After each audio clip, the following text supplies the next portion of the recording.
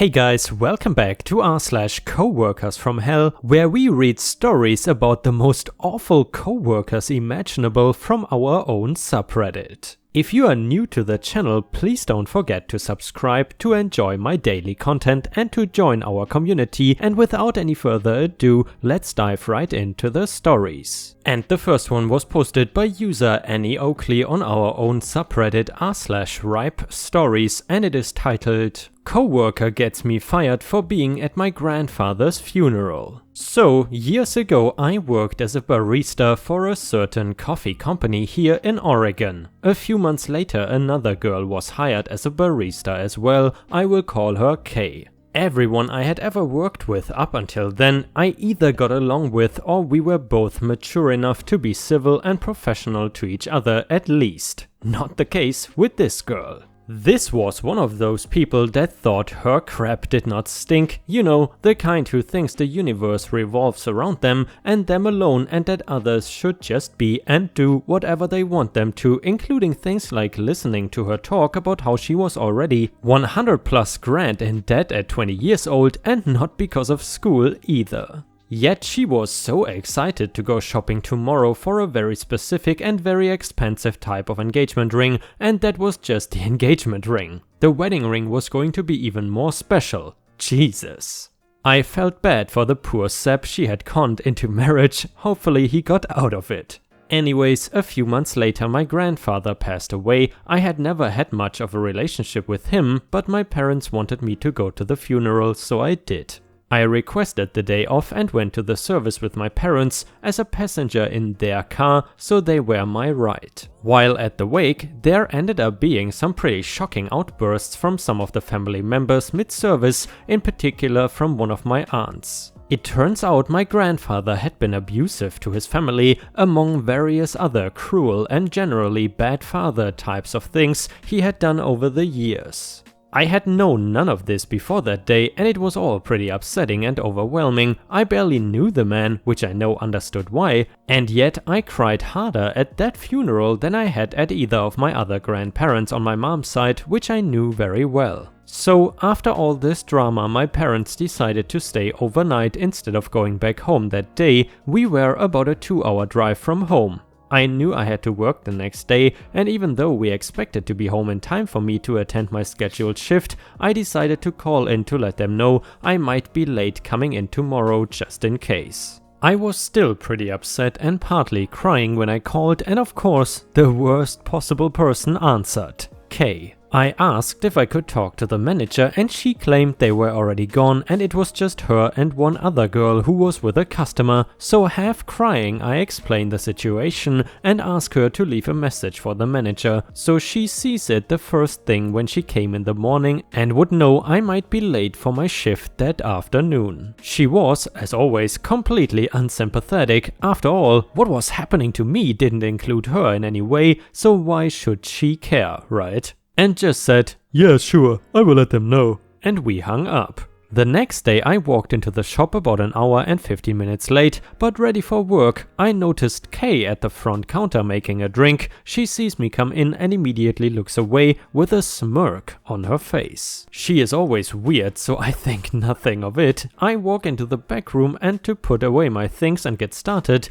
and the manager sticks her head out the office door and calls me over. She tells me that I need to hand in my apron because I've been fired as a no call, no show. My final check had already been cut and I had been removed from their system as an employee. What? I explained that A, I had called the day before in fact and had spoken to Kay. I even show her my phone calls list, proving I had called. And B, I had been at my grandfather's frickin' funeral. She immediately knew they had effed up. Problem was, it was a well-known company policy to immediately terminate anyone for no call, no shows, and since all the paperwork had already been done, there was nothing she could do. Now, thankfully, I had always gotten along well with my manager, and she was aware of Kay's unexplained personal beef with me and other malicious and generally nasty things she had already done to me, so when I told her I had talked to Kay the night before, she knew exactly what had happened. This girl had purposely gotten me fired by not telling anyone I had called, simply because she just did not like me. Well, and probably for the power trip of it, I'm guessing she was absolutely narcissistic and sociopathic after all. Now, it is one thing not to like a coworker and to purposely do little things to mess with them, which I personally think is freaking lame and unnecessary, but it happens. It is another thing entirely to intentionally F with someone's livelihood. As I walked out, I saw Kay was helping one of the many customers in the shop, so it was way too busy for me to have her pulled aside to talk to her. Which is probably good because I was pretty pissed and God knows what I would have done to this girl. So all I could do was give her a good stare and glare and keep walking. Kay actually smiled extra big and shot me one of those little bye-bye finger wiggle waves. I sat out in my car in the parking lot for a good half an hour debating whether or not to, at the least, slash her tires and key her car, her most recent excessive expense, and to be perfectly honest, I would love to say that I didn't do it because I knew it would only make me just as bad as her, which of course I do know, but the truth is, it was because with the way her car was parked, I couldn't have done it without being seen. I never did know if she got into any kind of trouble for her behavior, but since I was able to prove that I had both called and had been at what amounted to a legal family emergency, I was at least able to get unemployment from it all. And thank you very much for posting this story. It is a bit unfortunate that there was not any sort of revenge for this entitled Karen, but still an interesting story nonetheless. In addition, if any viewers have ever worked with any sort of hellish coworkers, please don't forget to share your own stories either on r/ripe stories on Reddit or in the comments. However, it is kind of unlikely for me to read stories from the comments because it is kind of inconvenient with the way YouTube handles comments. Furthermore, in case you want to support the channel, please don't forget to post some star emojis in the comments. Thank you very much in advance for all your lovely support. And the next one was also posted on r/ripe stories from user rcreel and it is titled Coworker from Hell.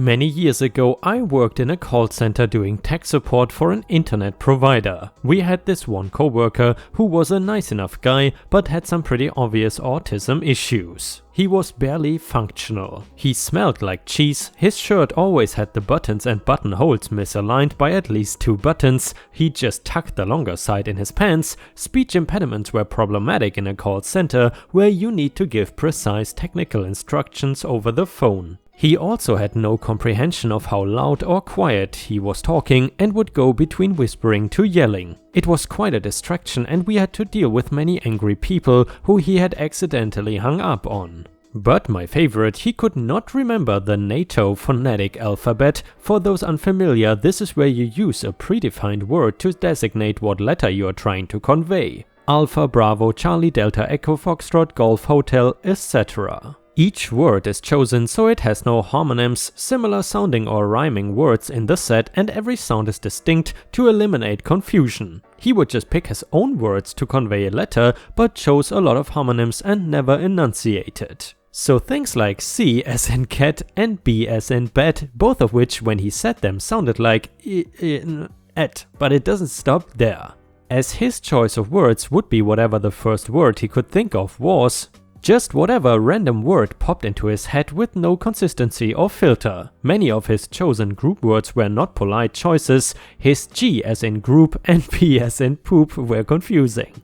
But the grand prize goes to U as in underwear, which he shouted into the phone. Again, no volume control on this kit. Now, if you have ever heard someone shout into a phone, you know the phone just makes a loud buzzing static noise. It is very hard to hear what was said at that volume. The customer couldn't understand him on account of how loud he was, so he repeated louder over and over, getting incrementally louder each time. U as in underwear. Underwear! There is probably 600 people in the office answering calls at the same time, and this kid is red in the face screaming as loud as he can underwear over and over like a 5-year-old might in a screaming contest. I stand up to see what is going on, look across a sea of cubicles to see everyone trying to react professionally. Some are cracking up laughing, others are just glaring at the kid annoyed, while still others are trying to make excuses to the customers they are on the phone with. Excuses ranging from, "Sorry, it is bring your kid to work today and someone is not watching theirs," to another coworker near me saying,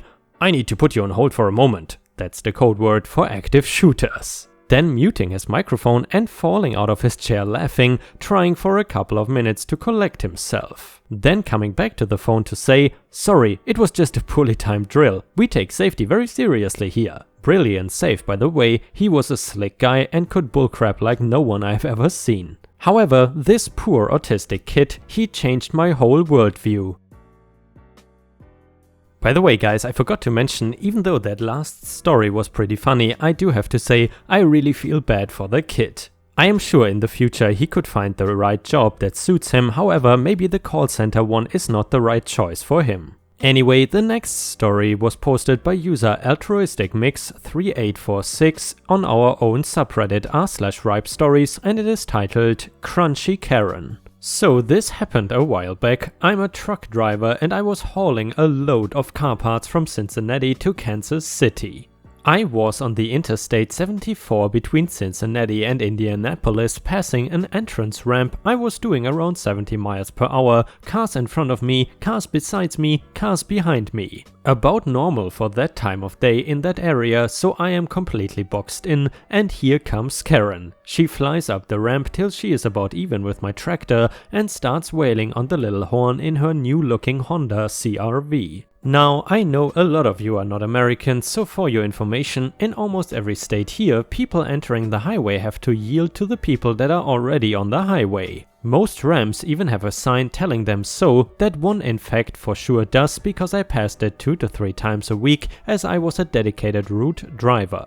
Anyways, I am usually a pretty nice guy and will get out of people's way so they can merge in easier, but like I said, that day I had absolutely nowhere to go, so I kept going. As I watch Karen in my side mirror, she is approaching the end of the ramp, still no turn signal, and has fallen back to about halfway down my trailer. Now, I have no idea what went through this moron's tiny Karen brain, but she decided she was just going to force her way over. She tried to use her 2,000 pounds at most, about 900 kilogram CR-V, to push my 60,000 pounds of truck and trailer out of her way. Luckily for her, she had dropped back far enough that she was slamming the nose of her Honda into the side of my tandems, or she would have died a horrible messy death. As it was, she just murdered her CR-V. She got her nose over just far enough for my trailer tire to climb her tire and then right across her angled hood. My ICC bar took the top corner off of her roof, but she amazingly wasn't hurt.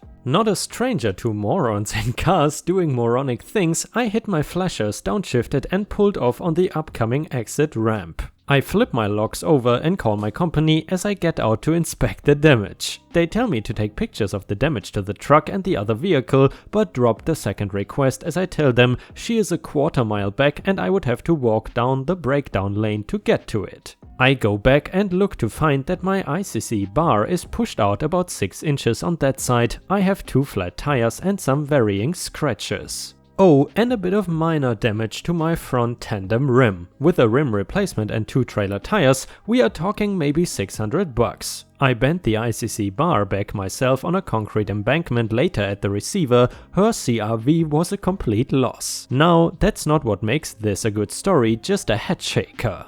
What makes it a good story is that after the cops arrive at her pile of scrap metal, they appear to talk for a few minutes while the cop takes accident photos. After another cop arrives with a tow truck following shortly after, the first cop sits the Karen in his car and drives up to where I am still sitting, just leaning against my trailer waiting for the Love's repair truck to show up to fix my tires. They both get out, the cop asking her to wait by his patrol car as he walks up and greets me, a slightly irritated look on his face. He spent about 10 minutes trying to get me to admit fault as the Karen told him I was in her lane when I hit her and cops really seem to dislike truck drivers for some reason. Karen was creeping closer and closer as we talked, a witch smile plastered on her really angry looking face. Eventually I just kept denying it enough that he stopped and asked me for my side. I told him the exact same thing that I posted here and even pointed out that I had a dash camera and if I had entered her lane that would be easy to see.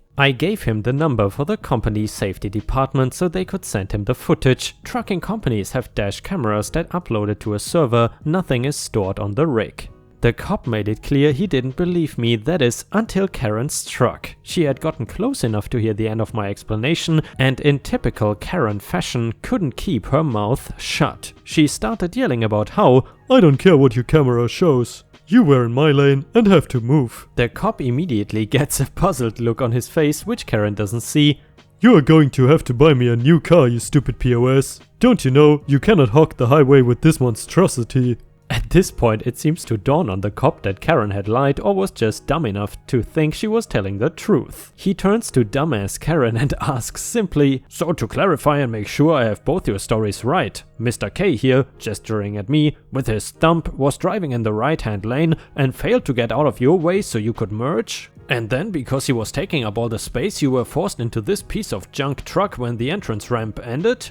The cop asked this in a completely flat tone, the same tone my wife gets when I make a joke that doesn't fly. I, being a fairly intelligent person, immediately agree with the sad look on my face. Karen, of course, being Karen, starts shaking her head up and down like the idiot that she is, feeling vindicated, I guess, that the cop had the story right and I was admitting defeat. The cop just shook his head. "Easiest accident report ever." He then proceeded to arrest her for reckless operation. I believe she also got a couple lesser tickets. In the end, she tried to sue my company. She wanted her car replaced, all of the tickets paid, her medical bills, and of course pain and suffering, our insurance company to pay for everything. I was no longer involved, but about 6 months later the safety company equipment manager called me up and told me to come to the terminal at the end of the week. Turns out the company lawyer not only crushed her lawsuit but counter-sued. She tried the same BS with an ambulance chaser, the kind that plasters the side of the highway with signs showing extra mean-looking trucks murdering tiny cars, and he took the cash. Apparently he was as dumb as her and never read the accident report. The end of the story was that the judge found in favor of the company for the cost of a trailer, about $40,000 US. The equipment manager thought this was hilarious and assigned me a new trailer with her birth date as the trailer number. And thank you so much for posting this story. This one was really enjoyable, I gotta say, and for some reason I really like the trucker stories.